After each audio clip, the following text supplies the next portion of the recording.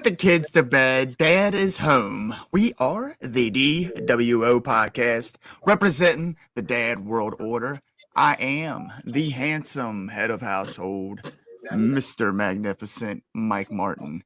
With me, as always, the rest of this patriarch pack. We got the big bad bearded daddy. He is Big Rig Eric Maffey. What up? What up? And he is the perpetual mid-carder and the two-time world record holder. He is the wrestling t-shirt guy, Cephas. What up, y'all? It is day 783, and I'm rocking a WCW Sting shirt. Nice. It's older than my wife, I'm pretty sure. I don't know. Well, my wife was born in 92. I'm probably wrong. I'm rocking a pretty cool t-shirt too. Yeah. Yeah, look at all those logos. Like a trifecta there for a second. Shill for myself. Hell yeah. Well, as Mr. Magnificent said, we are the DWO podcast. Tonight we have with us a very special guest, the one and only Hollywood Adam Swayze. Sir, how the heck are you? I am wonderful. How are you guys doing? Great, man. Yeah. Another wonderful week of wrestling. Can't get enough of it. I feel like once the clock hits January, man, wrestling hits a whole nother gear, and I love it. Yeah. You got the biggest show of the year coming up in 2 months, right? If my math is correct. Yeah. So it feels like it just elevates all of wrestling. I mean, from down the low indies all the way up, it just everybody kind of just steps it up this time of year. Yeah. If they're doing well, the whole business is doing well. So yeah.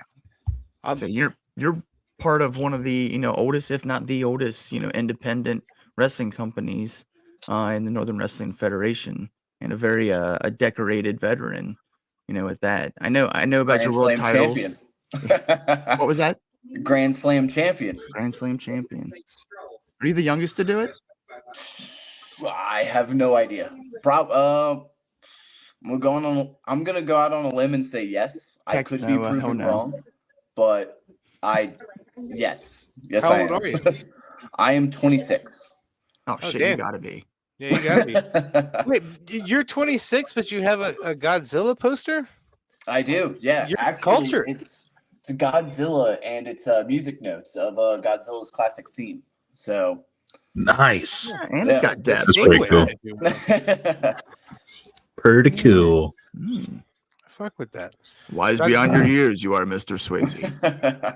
Have you guys seen the kaiju films? Are great, man. All the old ones, I really still enjoy watching them. They hold up somehow.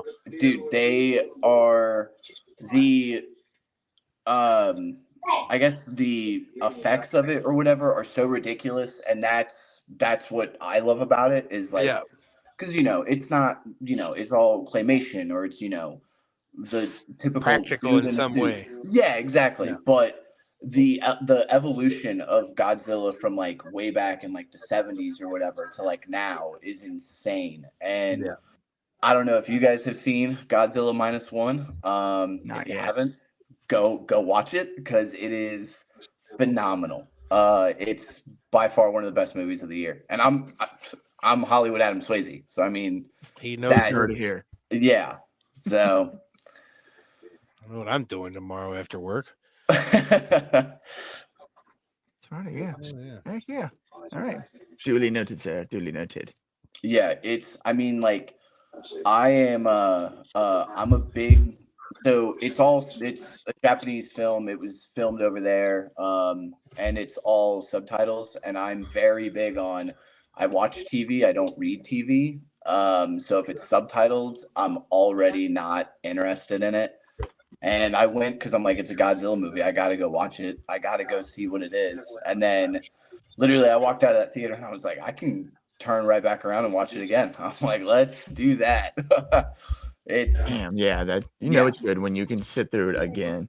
And like you said, reading subtitles, because I mean, that can get. I mean, that can get taxing. I do it with like documentaries and like Game of Thrones because I can never understand names, but that's besides the point. But yeah, It's different when they're speaking the same language as you, I think. You know what I mean? When you're reading the subtitles as you go along, it's almost like, oh, I didn't hear what he said. I can refer to the subtitle. But if it's a completely different language, like that movie Parasite that won a whole bunch of awards a few years ago, it took me forever to give it a chance to watch it because the whole thing is in some foreign language. I'm not sure exactly which language it is, but it's just subtitled in English. And it was so hard for me to give it a chance. But I eventually liked it a lot, so it's different though. Yeah, I think what you guys are saying about like there's something to be said about that those old special effects because I look at like the movie Dune, like I love the original. It was cheesy, the special effects were kind of corny, but that's kind of what made you love it though. It's kind of so ridiculous that it was really good. That's what makes me worry about this Beetlejuice coming up here soon. I don't know if you guys have seen it. It's got a date now, I believe. I think it's in June. But I'm so concerned that this is going to suck. And I love Beetlejuice so much. So if this sucks, it's going to break my little heart. And I don't want it to suck. And I want to say, oh, Michael Keaton, it's going to kick ass. But you know what? There's certain things he did that I didn't particularly care for. You know what I mean? So this could suck. You know what I mean? Like what? What that Michael Keaton did? Yeah, name one. I mean, Birdman, maybe. It was okay, but it was a little fucking acclaimed. Huh? It was like critically acclaimed. It was critically acclaimed, but it was also when he's Vulture. Anytime he's a Birdman of any way, it's weird. I don't know. Vulture wasn't that great. What the fuck was, You're muted, Big Rig. Okay. I was going to say what makes Beetlejuice so great in the first place is how, like, I guess, is campy the word? Like, with the, it's not all CGI'd and everything. It's the goofy Tim Burton claymation shit and everything. The more troopers. That shit. It's I'm with you. I'm worried they're just going to CGI the shit out of it, and it's not going to be great. Yeah, but I hope it's good. Have you watched Beetlejuice? Are you old enough for that? I don't know if you've missed that. If that's not something you've watched or not. So yeah, no, I did not see it when it came out.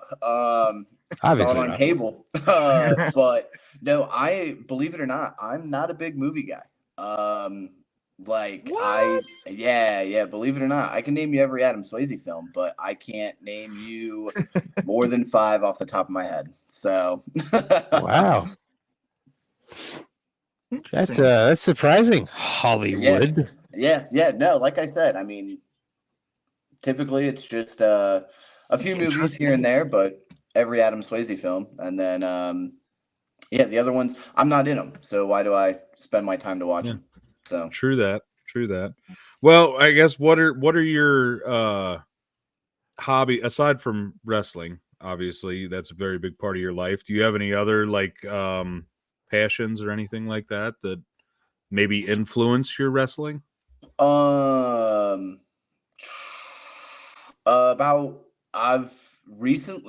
recently. It's been a few years now, but I've been really big into just like working out, kind of like I guess the whole eating healthier lifestyle, all of that.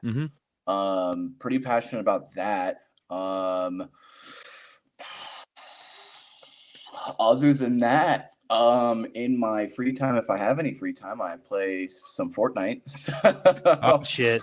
We got to exchange gamer tags once we get out of here because I literally just got done playing that. I just ordered the guitar so I can play the festival stuff on my PS5. Dude, I the Guitar Hero stuff I can't understand. With the controller? It's something from like my brain to like my hands that Same. I don't get it. That's why I just ordered this guitar. Like I haven't had a guitar for Guitar Hero since like 2013 maybe. Yeah. And now I'm like, yes, let's play Guitar Hero. I can't wait to I literally want to get the drums for my kids, and we're just gonna. I hated the drums. I love guitar. Hated the drums. So when I was a kid, Guitar Hero had just came out, and it was the biggest thing. If you didn't have Guitar Hero, you were a loser, like just straight up. My mom ended up getting me Guitar Hero 3, I believe, for Christmas one year, and she got me the guitar. I was not aware that for the guitar to work, you also have to strum it as you press the buttons as well. So I went, this doesn't work. We took it back, and then my parents weren't the best with money, so we could not get another guitar, and so we had to play with just the controller. And like when Fortnite came out with theirs, I was like, this is going to be easy. But with the D-pad or whatever, I'm like, I don't understand. Like as soon as the music starts, I forget my lefts and my rights, and I'm like, I don't know what's going on anymore. Like, and then no, that game has caused a lot of anger problems from me. It's a real struggle, man. I've gotten a little bit better with the controller, but I can't do it, and that's why I ordered the guitar. My kids are like, "Why are you trying to play this if you don't like it?" And I was like, "Because I used to love Guitar Hero. This is fun." Yeah, I'm trying to prove to them that it is. You know? I've had a couple nights in the basement. Me and my oldest daughter would sit and play Guitar Hero and just trade off playing songs or play together. Man, it was good core memory shit. That's what I'm going for with the kiddos. That's why I'm trying to build the whole drum set and everything. Hell yeah!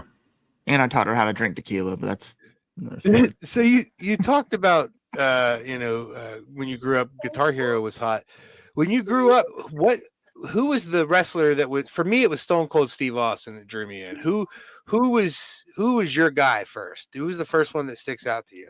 So there's actually two. I'm going to answer your question with a question. What was your guys' first WrestleMania? The first one I remember watching was probably 6, but I was at 14. That was the first one I was at. The first one I remember watching was probably 16. Okay. Yeah, 16. I didn't, my parents weren't buying pay-per-views and stuff, so I had to rely on friends buying them. So I would just rent them when they would come out at the video store, like months, a month or two later. Yeah. I can't even remember numbers, man. Honestly, we watched. I remember 3. Okay. I'm the old guy of the group, so my first WrestleMania was WrestleMania 20. Oh wow! Really? Yeah. That's the usual response that I get. Is they're like, "What?" Was that when Cena won the world title?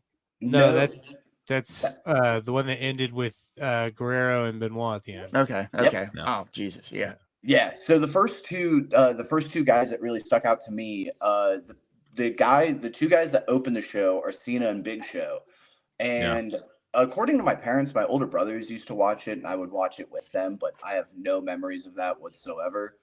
But yeah, I mean, John Cena comes out in big jersey, big jean shorts. He starts rapping, and immediately I'm like, this is my guy. I'm like, I completely understand. He's from the mean streets of West Newbury. Like I relate to this guy. And then the only other thing I can remember from that time, Cena's rapping, and then this guy with this sweet belt comes out in this sweet lowrider, and I'm like, this is the coolest thing I've ever seen. And yeah, so John Cena and Eddie Guerrero were just my first two that at 7 years old, I would have died for both of them right there. Yeah, I get it. So with that being said, that means that you basically grew up as a fan of the Ruthless Aggression era. How does it feel for you to see the IWC shit talk that era as much as they do? Did you just want to like get on there and battle everyone? Like, just shut the fuck up. Like, this was fun. Yeah, kind of. Because everybody talks about the Attitude Era, and like Attitude Era was number 1, and all of that. Ratings wise and money wise, yeah, you can't argue that on the business, but I have Peacock, and I can go back and watch every single Monday Night Raw from there, and if it's not Stone Cold Steve Austin, The Rock, if it's not Stone Cold Steve Austin, The Rock, or Undertaker, I mean, the match only goes about 3 minutes, and it's like cool. And then it's just random guys that are out there for, whatever reason. And I know I'm biased because I wasn't around during that era. So I was born in 1997, which a lot of people say was the absolute peak of wrestling. And I guess I just missed that just by a little bit. You were born at the peak, bro. That's why. Yeah. Wrestling had to get that good to produce you. You know what I mean? Right. So yeah, no, I mean, like Cena, Guerrero, those two, honestly, Edge, I hated him growing up, could not stand him. But I mean, yeah, those three guys are just, they're everything. He was awesome, a slimy man. piece of crap, and he always like found a way to weasel his way in. I hated him, which as an adult, educated fan, I'm like, wow, he did a really good job. Yeah. No, random episode of Raw. It's the night I believe Edge had just beaten Cena. Cena could not get his rematch. Edge debuts the new Rated R title. Lita throws the spinner into the Long Island Sound. At the end of that show, Cena comes back, beats up Edge, throws him into it. I hated Edge so much when I was a kid. I prayed to God that entire week that he had died. Because I could not stand that he cheated Cena out of the title and disrespectfully defaced the WWE title.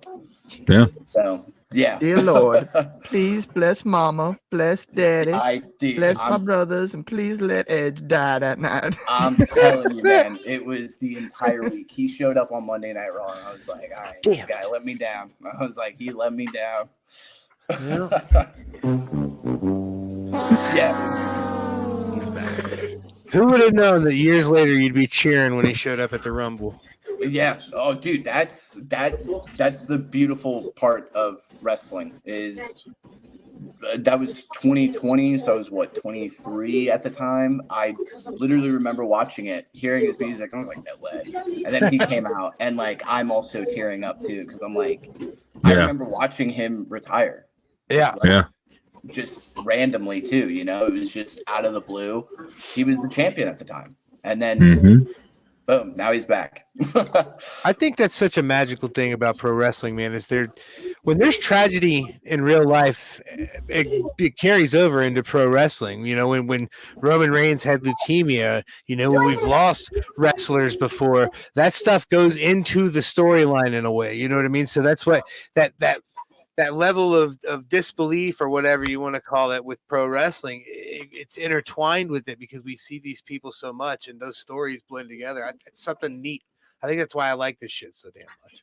Yeah, no, dude. I mean, like that's and that's why I try and tell like a lot of like the younger guys that are coming up whenever they ask me for like advice or anything like that. I'm always telling them like,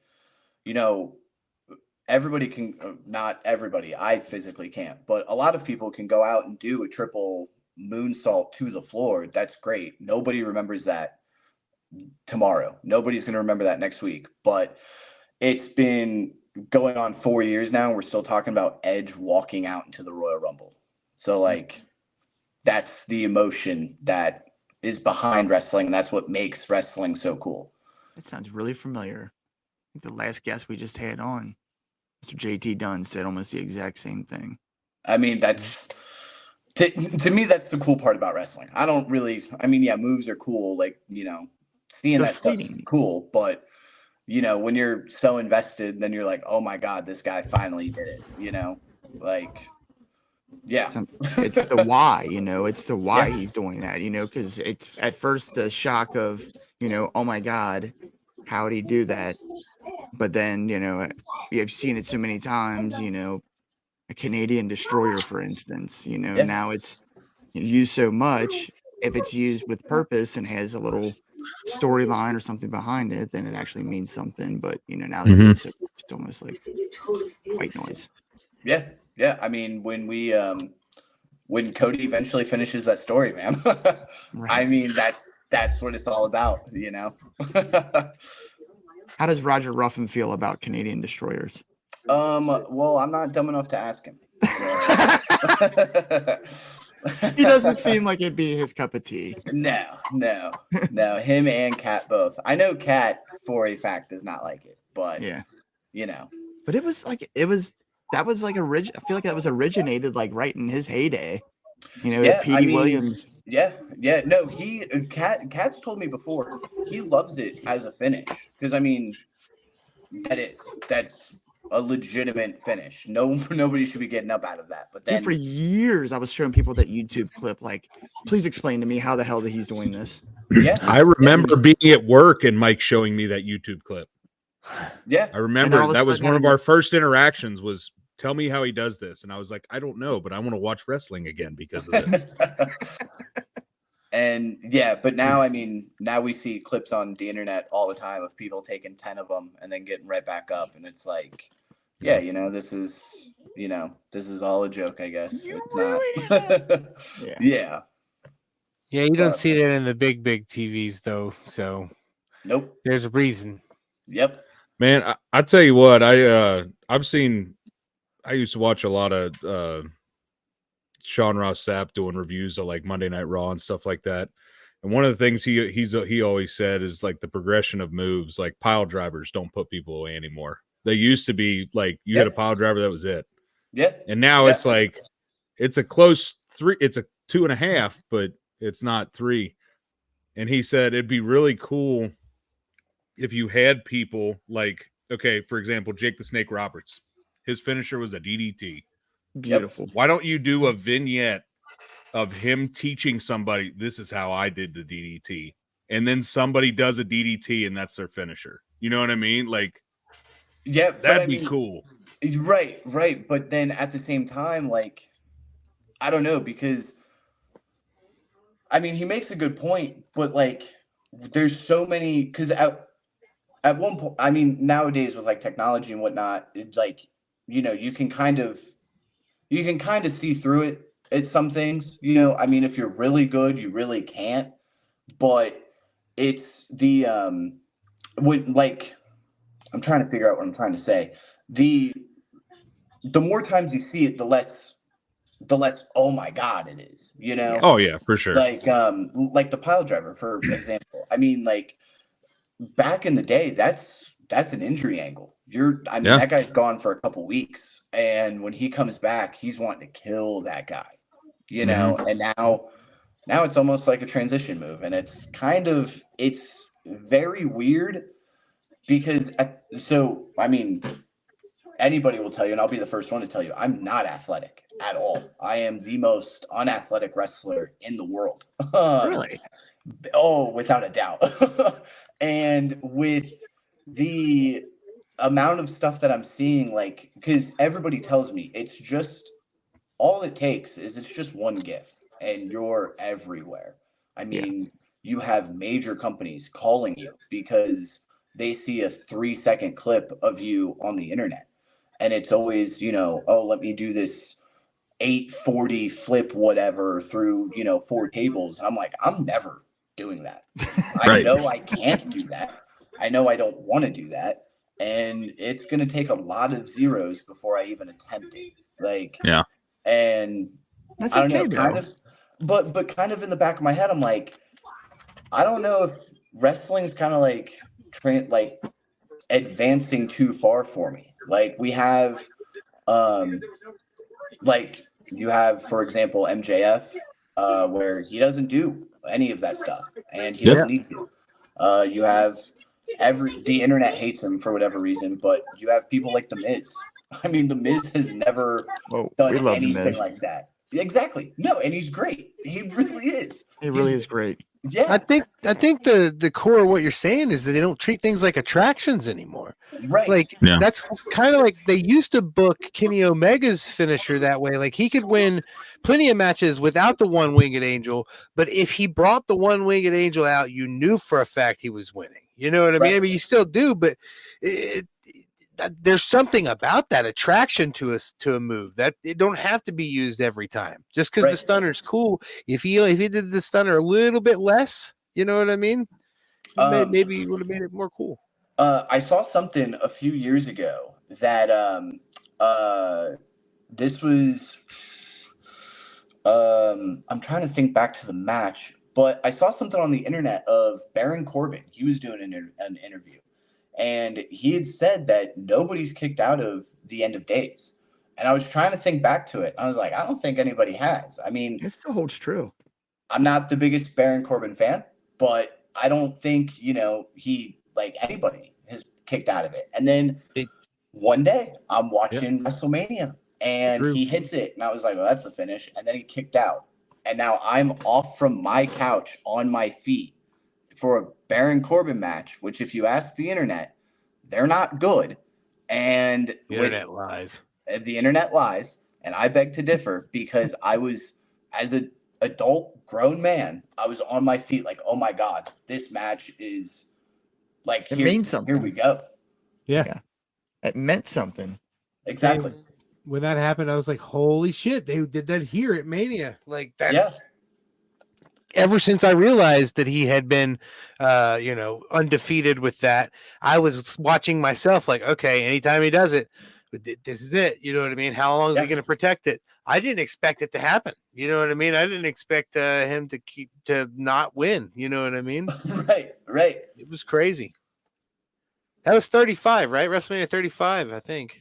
Part of me wants to say it was Kurt Angle, but I'm like, there's no way.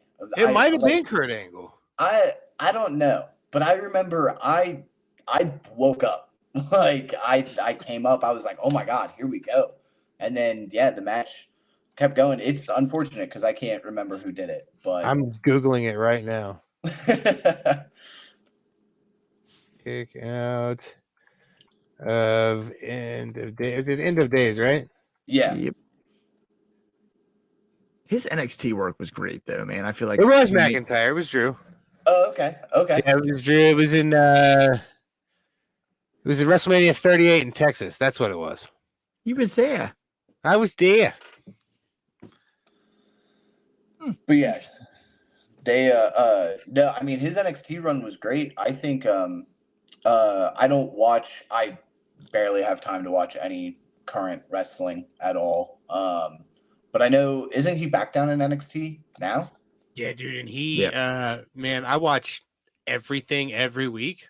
You know what I'm saying? And bro, he has been a true treat. Him and Braun Breaker, the matches they've had, the matches that they're teaming as, like everything they're doing with Baron is perfect because when he comes back, he's going to be even more seasoned than before. And I'm telling you, when he comes back, he will be a world champion.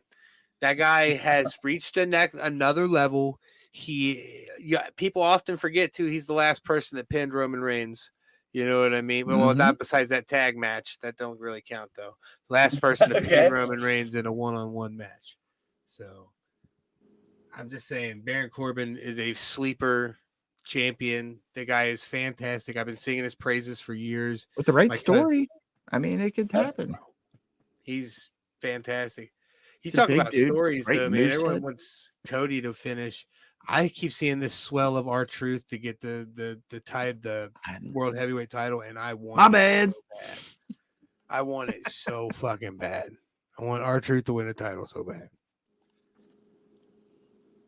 I love these just moments of just like he's just has no idea what's going on. Then it seems like it's all like a master plan, kind of. It's which way is it gonna go? Was it all a big ploy? Yeah, it's definitely there's definitely a lot of like, I know you say you're not watching right now, Mr. Hollywood, but there's a lot of open stories right now that are we lost Big Rig. That are open stories right now. So we have really, for the first time in a long time, I don't know where WrestleMania is going. Yeah. So it's interesting. That makes me happy because it's 40. It's supposed to be big. It's supposed to be new and exciting, and it is. Yeah, I mean, who likes going and watching a movie and we already know what the end's going to be. Yeah. You know? When the trailer ruins everything, you know? Exactly. Bro, is that a Skyline themed shirt you got on there? Yeah, the box come office on, blondes, dude. baby. Yeah. Okay. They'll be And the big for wrist. sale in Covington on March 9th. So That's fucking awesome. We should do a video with the box office blondes. They're a good time. Him and the big guy. yeah. Rex is Rex is the man. Hell yeah. I've heard nothing but good things about him. He seems like a genuinely good time to be around. Just positive energy. Yeah, he's legit my best friend. That's good, man. That's awesome though, and you guys get to work together. You spoke of invoking emotion, and I'll say it was pretty for me. Just I haven't been coming to NWF for many years or anything, but my time there when I first started coming, you were a despicable heel, and I mean a mighty fine one at that, and the NWF champion. And I've said it once, I'll say it a million times. I love a great heel champion, man, and you fit that bill perfectly.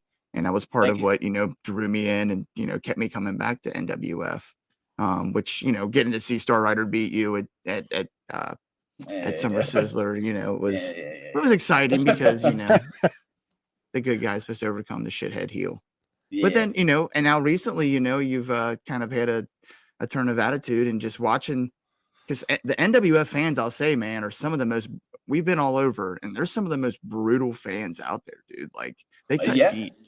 And I mean, they said some stuff to you. I'm like, man, he doesn't even flinch. But I'd be like, no.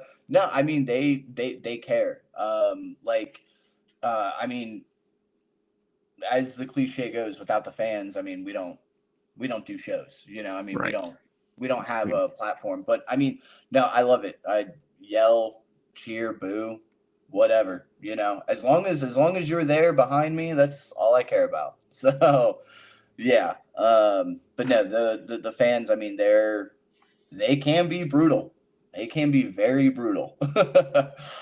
I assume Miss Doris, right? Oh yeah.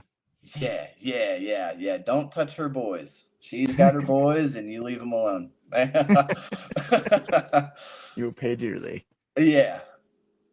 But I love that, man. Just famous fans in that way, Mm-hmm. Yeah. Doris has been coming around forever. I mean, since the start, she's been. Everybody's like #1 NWF fan, but it's like, nah, that's Doris.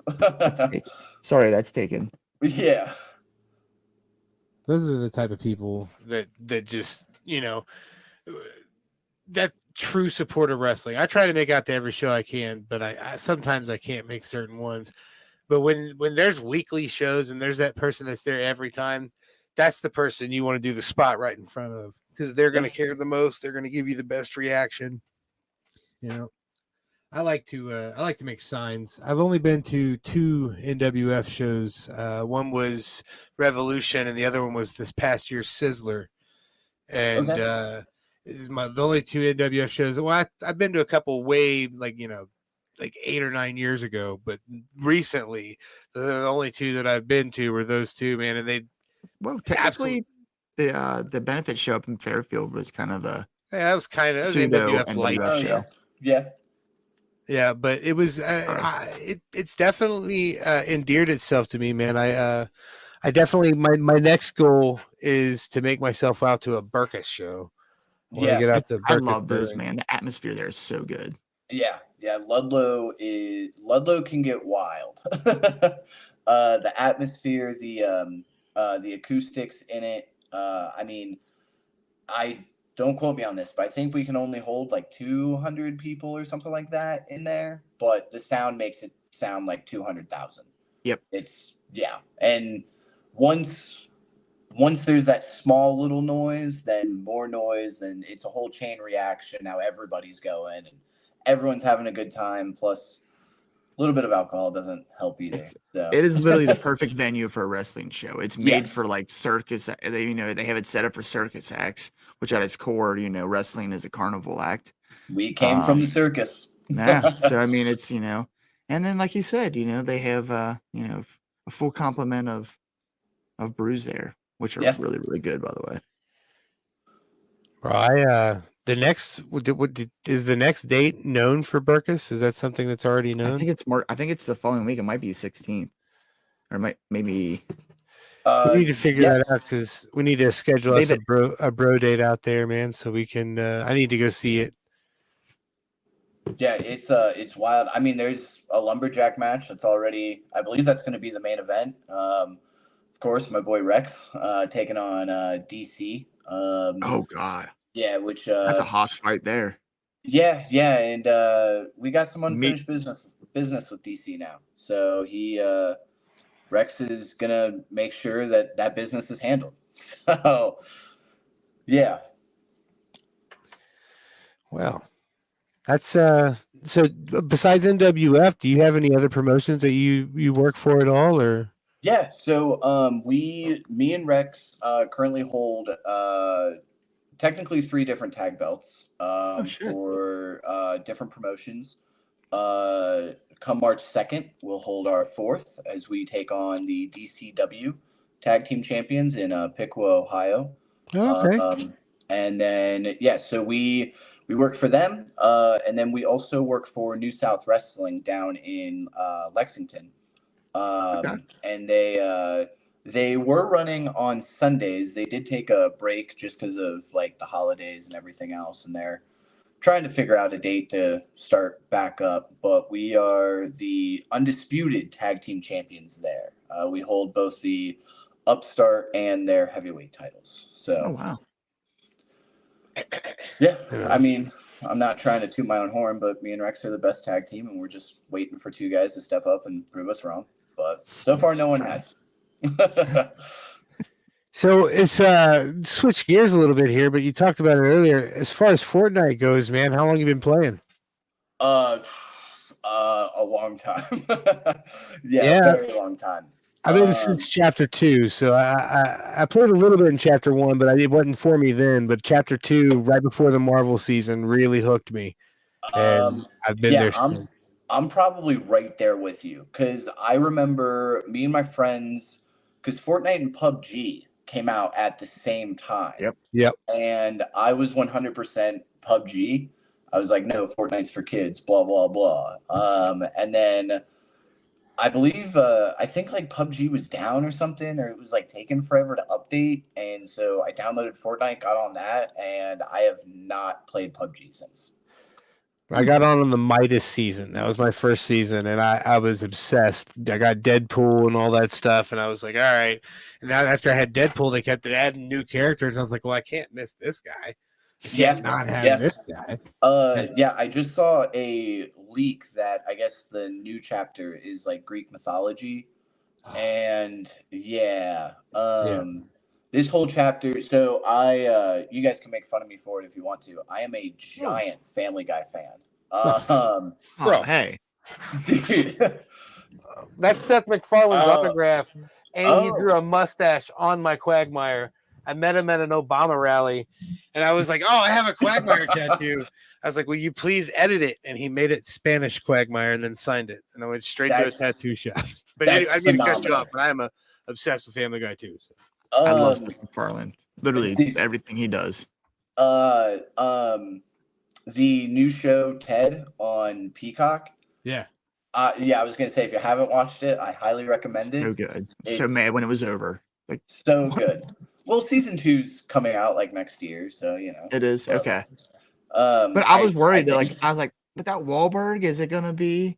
But no, they did a great job. No, I think the TV show is way better than both movies. It's almost like Family Guy meets Ted because you're getting like a Family Guy, Family Guy kind of length of episode, but it's with Ted and it's still crazy shenanigans. Yeah, but going back to Fortnite, so they put Peter in the game, and I hadn't played Fortnite in a couple of months just because I'm busy and I just, don't have time to just sit down or whatever. And then, my friends were like, Peter's in Fortnite, was like sending me all the memes and everything. And then I dedicated an entire weekend of just playing that game. and got Peter. I was like, cool. I beat Fortnite. I don't need to play this anymore. And then I'm like, oh, but then there's Gold Suit Peter, and then there's the Peter Copter, and there's all this stuff. And I'm like, I need all of that. And then today I saw that they were doing like a Greek mythology thing next season, or at least that's the rumor. And I'm like, well, cool. There goes more money I'm gonna have to spend on this game. Yeah. It's confirmed AF too, and they're going super hard with it. Really? There's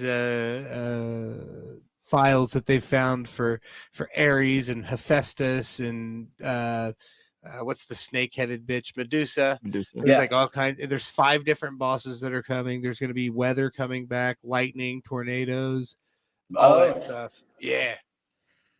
Yeah, sign me the fuck up. Greek mythology was about the only time I paid attention in junior high. So I've always been like interested in it, but I've never looked into it or anything. There's a game that came out a couple years ago called Immortals, Phoenix Rising, yeah. And it's basically Assassin's Creed style gameplay, but all Greek mythology and the comedy of like Steve Martin. I thought it was like, to me, I played that because I needed to scratch the itch that when I finished Breath of the Wild. Yeah. And it was like that, but like with Greek mythology. And I was about to say, when you guys started talking about that, like that game, that Immortal Phoenix Rising was, came out of nowhere and was one of my favorite games. I played the shit out of it consistently. Yeah. Has Monty Python feel, really. Mm-hmm. Yeah, the big mythology, like Greek mythology stuff I know from is just God of War.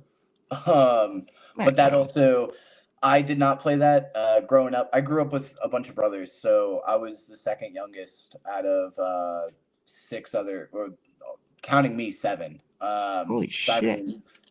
So I mean, like it was. We have one. No wonder they couldn't afford a guitar. Right, exactly. We gotta eat, Adam. Yeah. Screw the guitar. And so it was whenever we have one PlayStation, and the strongest brother gets to play the games, and that's how it went. So I spent a lot of my time just watching them, and but so I didn't want to play anyway. That was how I was most of the time. I was like, that's fine. I don't need to play my game that I got for Christmas. It's okay. You can, and I'll just watch. So like the same thing.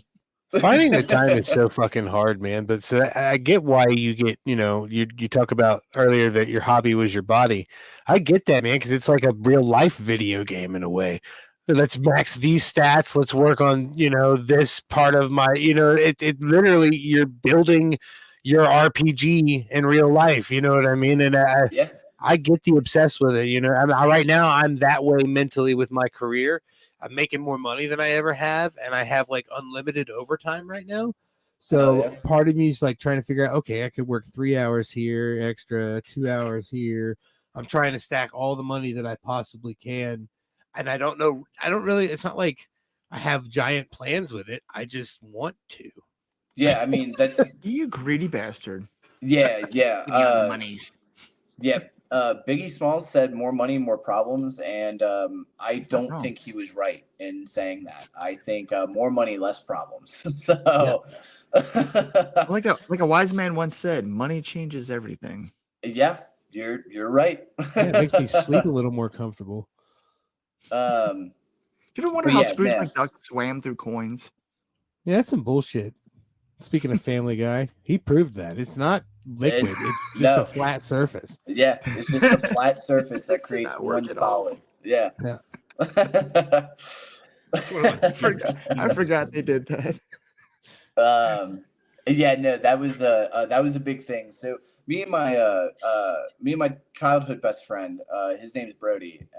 We just say stupid stuff to each other. And there was one day I was like, he was like, I've seen every episode of Family Guy. And I'm like, no, you haven't.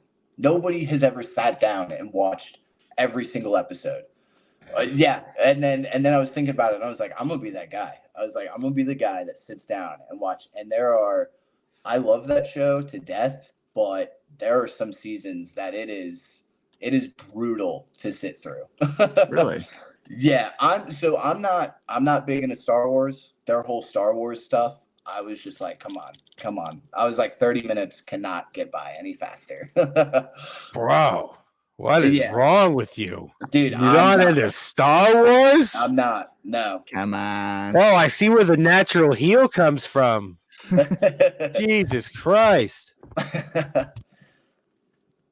No, I'm just kidding. I remember having Family Guy, I believe it was season 3 and 4 on DVD as a kid, and those were like my prized possessions. I would just rewatch them over and over and over and over and over again. Oh, and yeah. They still hold up, man. Hilarious seasons.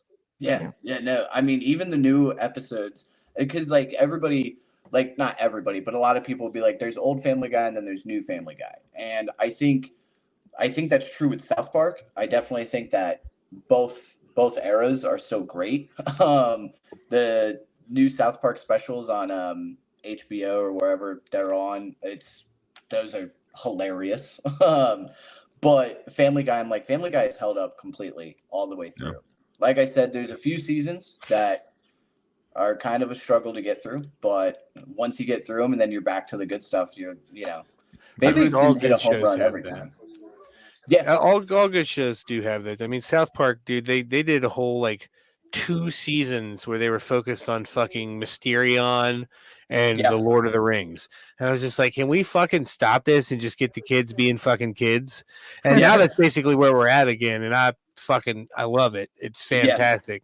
But With, every show kind of needs that, I think. You got to reinvent yourself. See, now that I don't know, because the one show that I put up against every show, and I am that guy, is Breaking Bad is the best show to ever be made. You know, it's funny. I am literally, for the first time in my life, watching it with my wife right now. We are on episode, I think, 6 or 7. He has just, I mean, anyone who's not watched, I'm going to spoil something real quick just so you know where I'm at. For like 20 years, I think. Okay, well, he just killed the dude with the pole, Dude, and he stabbed him in the leg. You are at the tip of the iceberg. You're about to be taken through a roller coaster. I'm captivated. What's crazy, though, is I'm watching that and I'm watching Sopranos for the first time. So Okay. I'm watching 2 of the most just crazy fucking shows. I'm watching Sopranos by myself, you know what I mean, on my own time, and then me and my wife are watching Breaking Bad. Dude, Sopranos is so good. Yeah, Oh. both of them are fantastic, man. You I'm said enjoying greatest my ever. TV So lately. you ever seen Sopranos though? Yeah, no. So during COVID, during the lockdown, me and my girlfriend, Selena Dean, follow her at Mean Selena Dean. Just say it's Mean Selena Dean, sir. Yes. Salena. She's in the other room, so I know she's listening. So Anything for Selena Dean. yeah. So we during COVID, I was like, let's watch The Sopranos. Growing up, that was the show I always got kicked out of the living room because Right. my parents wanted to watch that, and I was not allowed to. Never Rightfully understood so. until I watched it. And then right after Sopranos, we went straight into Breaking Bad, and both shows are great. I think Breaking Bad is better just because Breaking Bad doesn't feel like there's as many filler episodes in it. Yeah.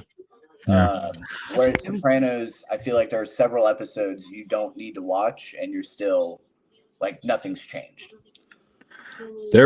Breaking Bad, I was one of those shows. I'm not saying it's a bad show. I thought it was a great show, but I can only watch it once because nothing good ever happens. It constantly gets worse. And I can't, my heart can't handle it. Too much. Okay, yes. Technically, the I'm show. sorry, Breaking Steve. Bad, I'm not trying to spoil it. I'm just There it is. reaction. Things to are it. going good. Oh my God, Jesse, why did you do that? That's Breaking Bad. No, that's what it is. I'm not going to spoil anything, but the El Camino, the movie that was made after Breaking Bad, the follow up of certain characters, like that ends good, you know. Yeah. But no, I completely agree with you. And then if you guys haven't seen Better Call Saul, Better Call that Saul's show great. is also I phenomenal. love Bob Odenkirk. So Oh, yeah, he's wonderful. I feel like I might, maybe I'm wrong when I say this, but I feel like I might have just seen my first like hint to whoever Saul is because they were just talking about a lawyer. Okay. Yes. yeah. Yeah, somebody he set some dude's car on fire while he was in a gas station, and the dude on the phone was talking about a lawyer who had a whole bunch of goons or some shit. So I was assuming because I know there's a few things that I know because of like fucking pop culture and BuzzFeed videos.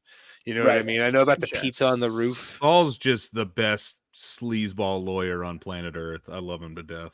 Yeah. That's cool. I'm sold. Yeah.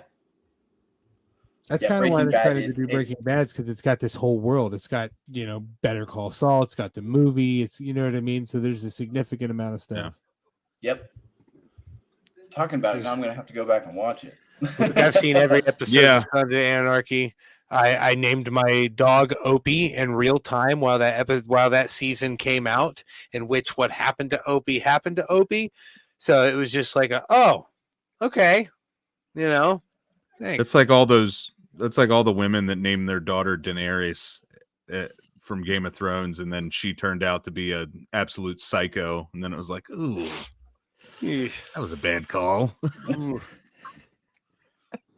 Ooh. He's might get after me. I'm a safe bet. Sons of Anarchy, and I love those shows, but I think the only one I've ever really been able to rewatch has been Sopranos.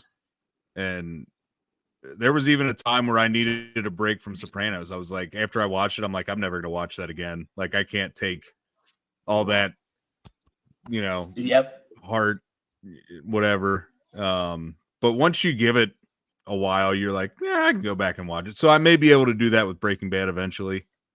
But That's- it just that's how I felt with so after we finished Sopranos and then Breaking Bad, I was still looking for like another show to binge. So I was Scratch like, that oh, itch. yeah. So I was like, let's do Prison Break. And I don't know why I thought, first of all, that's not a good show. Because it's just it's the same. Every episode is the same thing. I'm about to do something. Here comes a guard. The guard's still there. I'm going to try and sneak to do it. Oh no, the guard's turning his head. All right, I'm going to pull my hand slowly back. I'm not doing anything. Okay, the guard turns away. Oh, and now I did it. And it's like, dude, just come on, speed it up. Like, yeah. well, and that's the other thing. That was a show that needed one season. Yes, Once they broke out of prison, that's the show. Yeah. I It only didn't watched need- the first season. If I can make a recommendation, man, me and my wife found a random one. We went to like a Blockbuster was selling out thing or whatever, and we That's a found good one. Rescue Me. If you've never seen Oh, yeah? Rescue Me, where they're firefighters in New York City right after 9/11, and it's got Dennis Leary as the main firefighter. There's 7 fucking seasons of it, and every season's captivating, and it is a roller coaster of a great show. I highly recommend it if you get a chance. Yeah. Tim brought up a good one though. The Boys. That's a great show. That's that superhero thing, right? Yep. I tried to watch The Boys several times. Selena fell in love with it. I don't know. It's just I don't know. There's something in me that I'm like, I'm tuning out after the 3rd episode, and then like I'm tuning back in because it just auto plays. So I'm tuning back in like episode 8, and I'm like, wait, what's going on? Yep. I'm in the same boat as you, bro, so don't feel bad. I've tried it a few times myself. Yeah. And it just sometimes, you know, like I'll go in here, you know, I've got 600 wrestling shirts. There's a big pile of them behind me right there. So I have to fold a lot of shit and fucking, you know, I sit here and I'll watch something on this computer that I'm on right now. And sometimes it hits and sometimes it don't. And The Boys has not hit at least twice now. Everybody says it's great. It's just it's just me, I guess. Different strokes for different folks. Yeah. Yep. I think I there's guess like also the premise is something to cool. do- Just seeing the superheroes in that kind of a different light, you know. Yeah. There was that one take on Superman they had where he like you know, became it, realized his powers and kind of went crazy, and it didn't really turn out so well, like superhero-ish, more like super villain-ish. I forget what the hell what that was called. I don't remember. I know what you're talking about, though. The alter version of Superman. Yeah, not Flashpoint Paradox, but there was some one-off movie that was, I don't even know that they called him Clark Kent, but it was Superman. But he just came to, alien baby orphan crashed to Earth, and by the time he came to his powers, he instead of honing them and becoming the superhero, he kind of goes crazy and is and just causes chaos. Yeah, that's why I like Batman. Mikey knows what it is. He's the one who told me about it. Do you know about Batman Who Laughs, Mike? What's that? The Batman Who Laughs. What his story is? Mm-mm. So the Batman that's a real Who dark Laughs one. Is a very dark one. He so you know how Joker has the Joker poison that he hits people with and stuff. Mm-hmm. So in this particular world, the Batman Who Laughs gets hit with the Joker gas, and it hits him to the point to where it warps his whole mind and warps his whole brain, and he decides that he needs to kill Robin, kill Alfred, kill Barbara Gordon, and he basically goes batshit crazy and becomes even worse than the Joker. He kills the Joker and everything, and it's he gouges his own eyes out, and it's a super fucking crazy. This is what he looks like. Oh wow! Oh yeah, I've seen that. Yeah, he's a fucking psychopath, and he is one of the most darkest characters in DC history. And there's some really cool books if you want to look him up. But my bad, sway us off there. This one isn't superhero based, but if you guys have ever seen Band of Brothers, I highly suggest that. That is HBO, one of my right? on HBO. Yeah, we watched that. I think that was a COVID one for us too. Dude, I find myself rewatching it from time to time because it's so good. And then the Pacific's really good too. Band of Brothers was better, but both of them are both. Band of Brothers war stuff. Mm-hmm. I think I've seen commercials for it. What's that? I've never had a chance. It asked if it was war stuff because I've seen commercials. I think, but I don't think I've ever watched. Yeah, it's about it's a true story about a 101st Airborne in World War II. Oh, sold. And it's really cool because before the episodes they'll have interviews with the actual guys, and they'll talk about shit that happened, and then during the episode that shit happens. It's pretty wild. Huh. That's awesome. Yeah, really well cast, really well done. My dad used to be real big into that and Saving Private Ryan. That's too. Yeah. Many nights I'd walk out into the living room and he's just on the couch just watching it for the 100th time that week, and I'm like, all right, see this? Men were men. It's funny you mentioned that, man, because yesterday was my dad's birthday, and he left us in 2018, right? And I wasn't feeling down or anything, but I was like, I should do something Dad would have done today. And I watched The Abyss. That was his movie that he watched all the fucking time. The movie he was obsessed with the movie. The Stephen King story. I don't know if it's a Stephen King story, but it's directed by the explosions guy. No. James Cameron. Okay. James Cameron. It's an deep underwater movie with submarines and aliens and shit. But my dad fucking loved it. It's got Ed Harris in it and a few other people. It's super, super good movie. But I literally just watched it yesterday because I was like, oh, my dad liked this, so I'm going to watch this. I feel like every dad's got that movie that they watch more than they should. Yeah. My dad just watched a lot of Andy Griffith's show. Mine's King of the Hill. My kids are gonna look at King of the Hill like Dad would never fucking stop watching that. For me, it was which I ended up watching it with my dad, was The Simpsons. We'd sit down every Sunday night and watch The Simpsons together, which is hilarious because now I watch it with my kid and she loves it. I can't tell you how many times we've watched The Simpsons movie multiple times in a week. And it's just because she wants to see Homer go Spider Pig. My two youngest actually went back and watched the entirety of The Simpsons. Like Yeah. what the hell was it on? Was it on HBO? It's on Yeah. Disney Plus. Yeah. It's on Disney. Whatever platform it was on where they had it all. They started at the beginning and watched it. I was like, Yeah. that's freaking impressive. It's insane, dude. Like Daunting.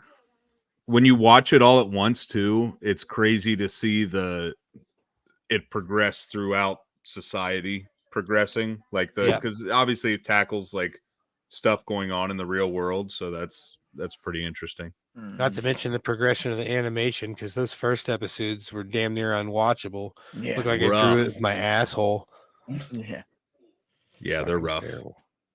But Before they're because we're at an hour already, and before we get too far and get done with this episode, we most of this is just a conversation, but we do have one question that we like to ask every single time. It's a very Mike, important do you one. wanna- It's a very important question. Us as dads, we are very budget-minded individuals, so we like to, kind of gauge a little opinion of our guest of what do you keep your thermostat set to? She likes it at 68. Because I have a mind of a 13-year-old, I like it at 69. But yes, so somewhere Both of those are acceptable answers. So Technically, he gave 3 acceptable answers because we accept 68, 69, and 70. But the caveat that we give as well is whatever she likes. So you technically gave 3 correct answers. Yeah. That's especially she might be able to beat you up. Yeah, no, she can. So yeah, what she says goes. So, and she listens to the dog. So really the dog runs the house. But yeah, you'll have that. Man, I'm gonna have to got me one of them box office blonde shirts, man. Do you guys have an online store anywhere you sell these at, or is it just something you sell at the tables? Yeah, we just sell at the tables. We don't have. I can get you one. Yeah, fuck, we don't no, have fuck any. That. Show up and get one. Yeah, March 9th in Covington, Kentucky. You gonna have that Skyline one? Yeah. We'll have the Skyline ones.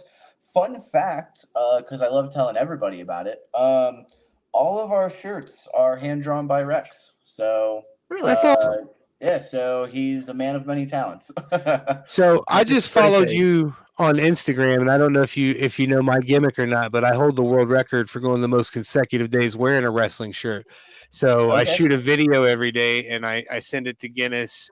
So there's like time stamped and shit. But whenever I come see you at Burkus next, we'll have to do a shirt video together. I've done them with everyone from Kevin Nash to Danhausen, so I'll have to throw you in the list as well. So hell yeah, man. I have the graphic pulled up here. March 23rd. March 23rd. Burkus Brewing. That sounds like an evening. It's a good time, man. It really is. For $15, it's a damn steal. Yeah. Oh yeah. Plus drinks. That's front row. And they got good pizza. Oh, and sold. awesome cotton candy. Yeah. Dude, there's literally nothing more you could ask for. Yeah. Pizza, beer, wrestling, cotton candy. Awesome. Well, you boys got anything else before we get out of here? No, I think I'm pretty tapped out for the day. I'm ready for this weekend. I'm gonna work my ass off tomorrow, probably pull a 10 or an 11, and then get my ass home and clean these fucking laundry and try not to do much else. So there you go. I got nothing good today, man. Me neither. Yeah. You know, I'm gonna try to do the same thing as Cephas, get some stuff done around the house, and then friggin' relax this weekend. Yeah. Well, Mr. Swayze, thank you so much for coming on, sir. It has been an absolute pleasure. Thank you for having me. As always, we are the DWO Podcast. I'm Big Rig Eric Manfey. He is Mr. Magnificent Mike Martin. He is Wrestling T-shirt guy Cephas, and he is the one and only Hollywood Adam Swayze. Be sure to check us out on all the socials at DWO_podcast, Facebook at the DWO Podcast, TikTok at DWO_pod. Get that dad merch at Pro Wrestling Tees and T Public. Cephas is going to show off. He got a little more ink done on the title. Man, it looks good. Not done yet, but it's getting there. For anyone who Getting thinks they're there. the Intercontinental Champion. I dare somebody to try to take it off you. Dare. Sure, knife fucking will do it. champion. Sorry. All right. Well, till next time. Top Dads. Out.